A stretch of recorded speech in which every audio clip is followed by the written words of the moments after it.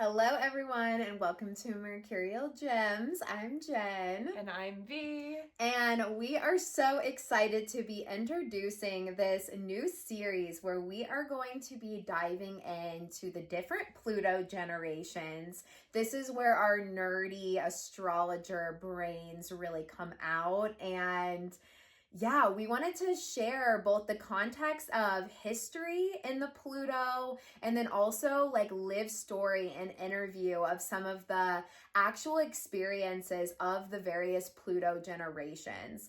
So a few things we wanted to share just preparing for this series, and as we go through the different signs, we wanted this video to really be able to be a basis for what Pluto is all about, just explaining some of the context of Pluto and why the generational stuff I think is just like so important and why we're so excited for this series. This is basically Pluto 101, so get your notebooks and get ready for class. Yes. So if you don't know, firstly, where your Pluto is in your chart, look up the sign, look up the house, because I think we can always kind of understand the alchemy of these bigger astrology verbiages when we think about the lived experience that we know and relate to. And yeah, the energy of Pluto is connected with Scorpio. It's connected with the 8th house. It holds like a lot of depth behind it. So wherever we see Pluto, we are going to go through lots of cycles of transformation.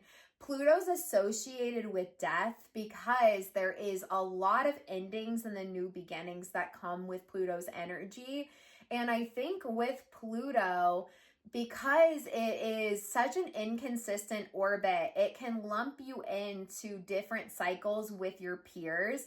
Sometimes Pluto's in for around 30 years. Sometimes it can be a little bit less than that, but we are lumped in bigger chunks. So all of us, when we come to this planet, our immediate peers are going to be solving a bigger thing together. So even though we have Pluto teaching us different ways of transformation in our own personal life, I also believe that where we have Pluto, it kind of funnels into this bigger picture of our piece and a bigger puzzle.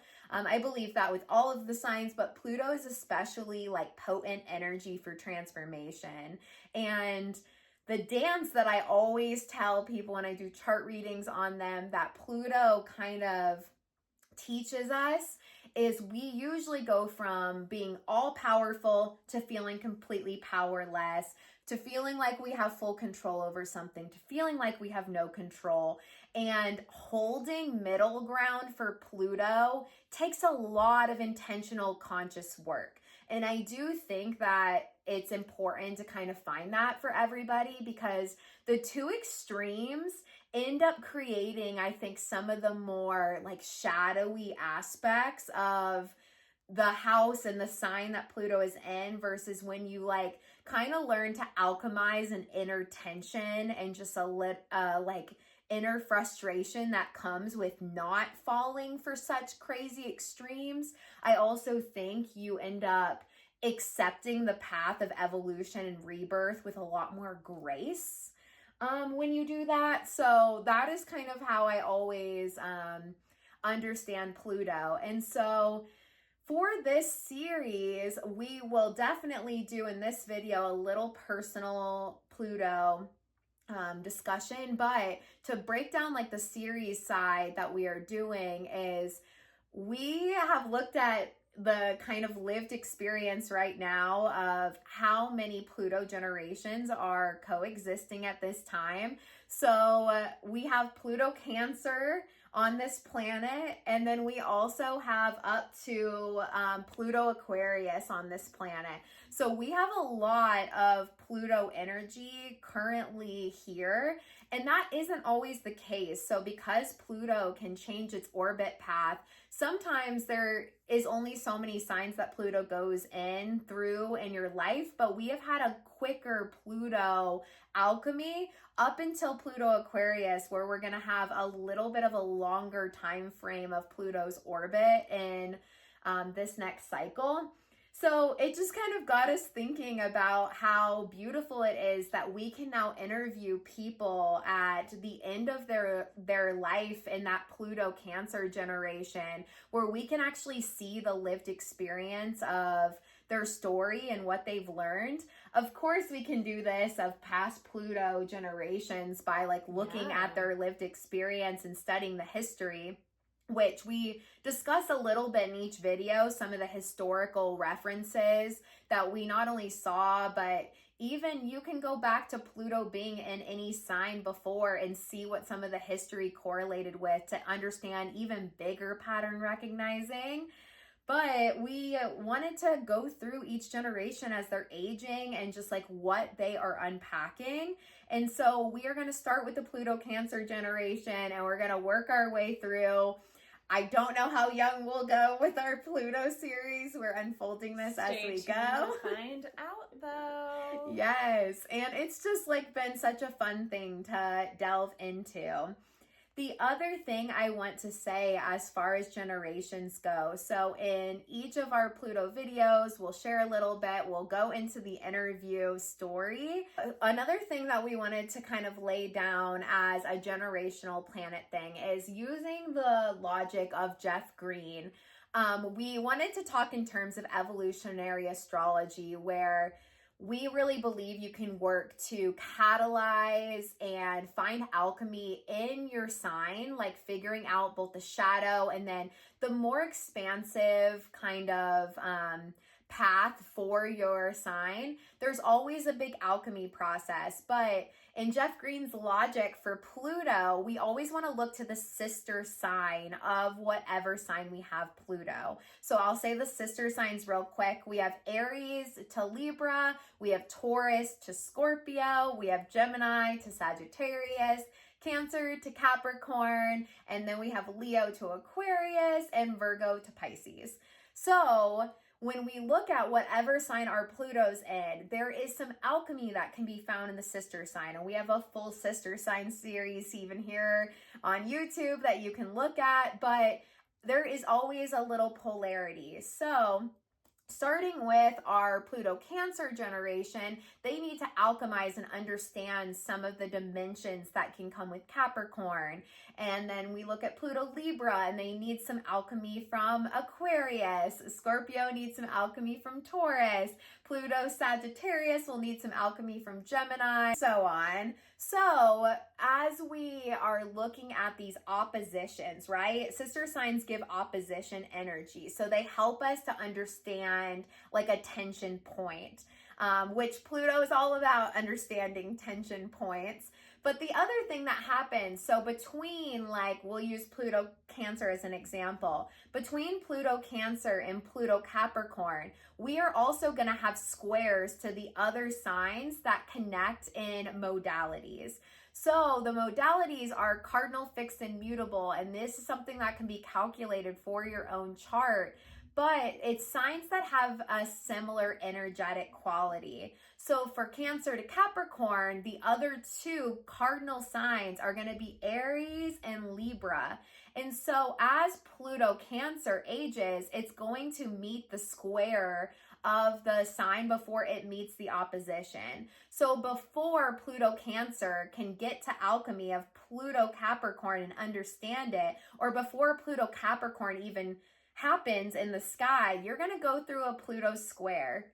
And so for Cancer, that would be when Pluto enters Libra. And so there's always going to be a connection point. So the Pluto Cancer crew is going to have a little bit of a connection to the Pluto Libra crew. Then the Pluto Libra crew will have a little bit of a connection for the Pluto Capricorn crew. And then I'll keep using those examples. So as we go into Pluto Leo, the Pluto Scorpio is going to have a little bit of homework for the Pluto Leo. We can help each other out. And then Pluto Scorpio is going to have some knowledge for Pluto Aquarius, so that all of the polarities can end up meeting. So those square points end up mattering, and we're definitely going to also go into the Pluto Virgo and the fact that they are connected in with Gen Z's sort of Pluto Sag. And so for this video, looking at the main signs that have happened, we are kind of lumped in the boomers, being a bit of Pluto Cancer, some Pluto Leo. Then you go into Gen X, which is going to have a culmination of Pluto Virgo, Pluto Libra. We have millennials that are primarily Pluto Scorpio. And then Gen Z that comes to be our Pluto Sagittarius. And then Gen Alpha starts Pluto Capricorn. And now we're in Generation Beta during Pluto Aquarius. Yes. And so it is so fascinating to play out the puzzle pieces of this. We have done some history, which maybe we'll do a separate video discussing some of the more history of previous times that these Pluto generations played out, but we wanted to go over the lived experience of what has happened, like in just at least our more immediate history, where we can like really look at the data for what we're all unpacking together, because I think there could be big alchemy through the storylines that exist within this. I agree. So that definitely sets the tone for our generational series that is to come.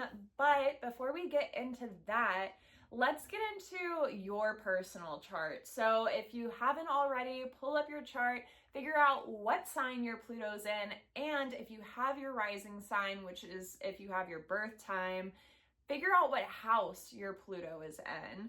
And then Jen, do you want to explain Pluto and the houses? Yeah, so I'll share just a little bit. So we're really going to talk about the alchemy of the signs throughout the series, but if Pluto is in your first house, there is going to be a lot of that energy of rebirth and transformation and figuring out how to deal with like strong intensity, maybe even being misperceived, all in the house of self. That is what the first house is about. And when Pluto is there, there is a lot of regeneration of self. There's a lot of misperception of self that has to be evolved through, and just figuring out that you do hold like a magnetism around you. There is something that is always going to draw people to you, and figuring out how to work with that energy is a part of that Pluto alchemy.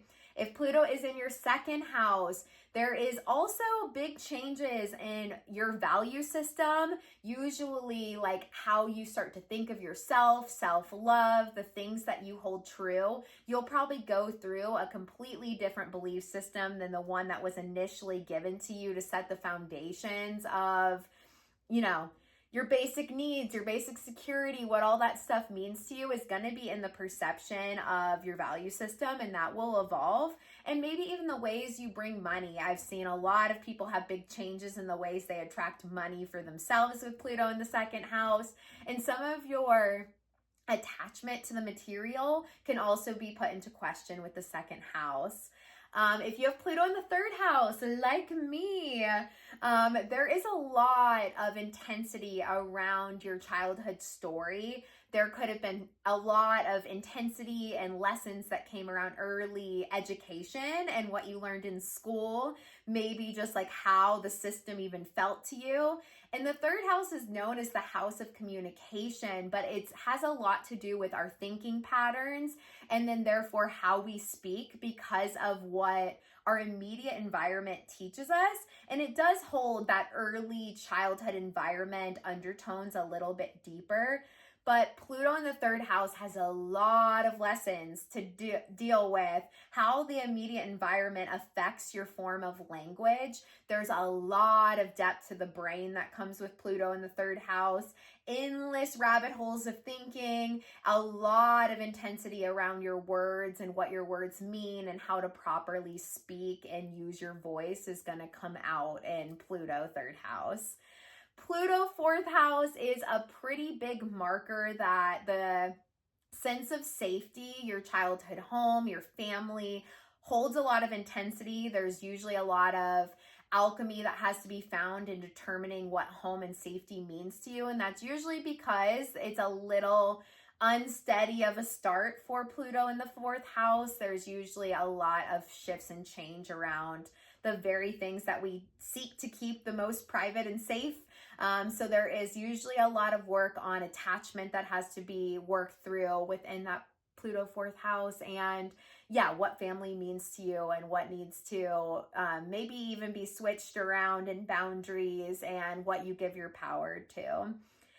Pluto in the fifth house, this has to do with themes of really intense romances, where you can get lost in romances, where you can give your power away too easily.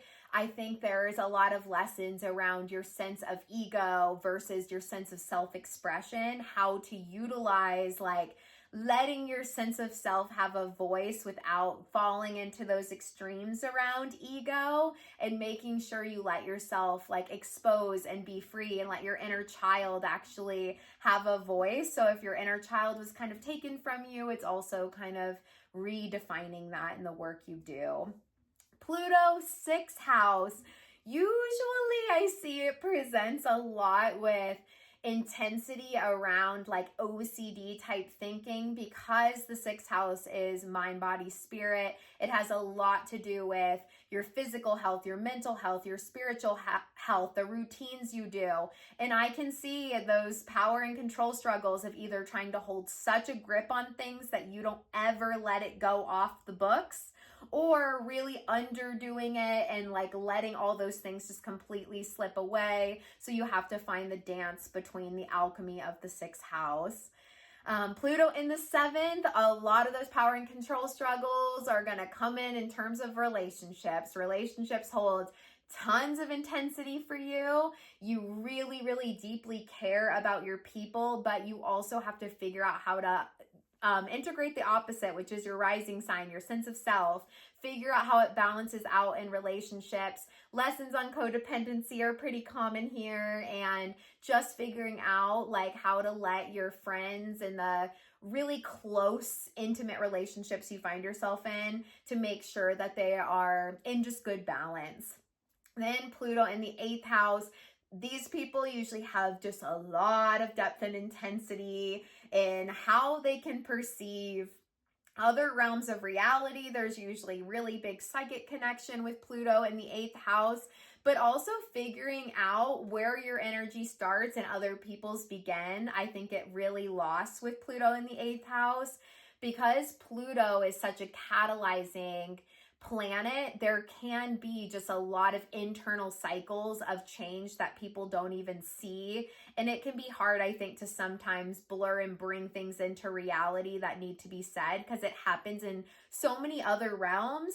There's usually some intimacy issues that have to be looked at. Something might have came and stolen some of your energy away from you. You can have people come and manipulate your energy, so it's all about figuring out the balance in that. And then in Pluto, ninth house, there is a lot of lessons to do with your belief systems. You may have religion trauma, or were entered into some more rigid mindset that you had to figure out then what your belief systems are. You can get really stuck in integrating new belief systems until you kind of ride that evolution of Pluto. And this also could look like, you got put into a different culture than you were originally exposed to. I've seen that play out in people's charts. There's a cultural undertone that comes with Pluto. So it could have been moving a lot, being integrated into places where you then had to be exposed to figuring out where you sit in the bigger picture of things, and where you hold on to your belief system versus the ones that maybe get put onto you by other circumstances. Pluto in the 10th house, this creates a lot of power and authority that can be placed on you. You might actually have issues with authority yourself with Pluto up top. There is a lot of balance in figuring out what careers work for you. There can be a lot of change in what work you actually do.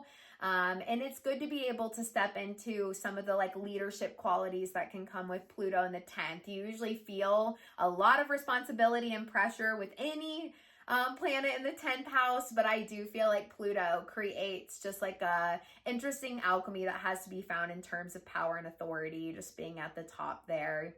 Then Pluto in the 11th house. This is A lot of change around friendship, what it means to you. There might be friendship losses and gains that happen in cycles there as you find your people. It's knowing how to find the right community groups that serve you and that you can help to kind of guide even yourself with your own magic. I think Pluto in the 11th can sometimes get lost in a daydream. That future dream state that can come with the 11th house can get a little lost with Pluto there, where you can fall so much for the ideal and the vision of something that it can get lost in how to plug that in and what to do with it. So that is another alchemy I often see with the 11th.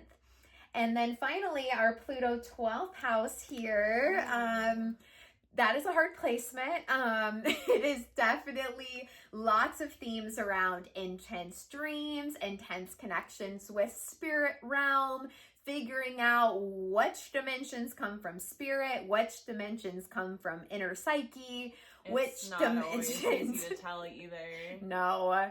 And so it has a lot to do with your subconscious, figuring out what is subconscious, what is other realms, what is the alchemy within that. Is this my like divine Plutonian wisdom coming through, or was that an intrusive thought? Yeah. Only time will tell. And of course, we have a Pluto 3rd house and a Pluto 12th house doing a Pluto series because it just lands right.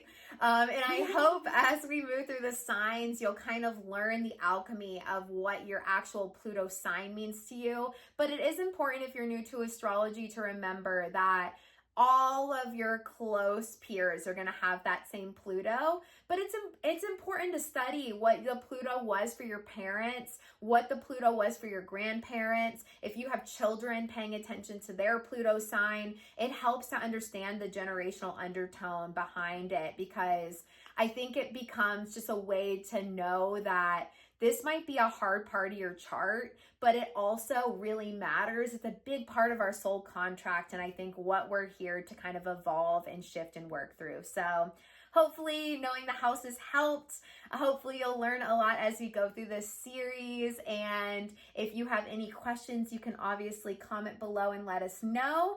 I do offer personal readings, so if you're ever interested in learning more about your own astrology, you can always see that below. And we hope you enjoy this series. Bye.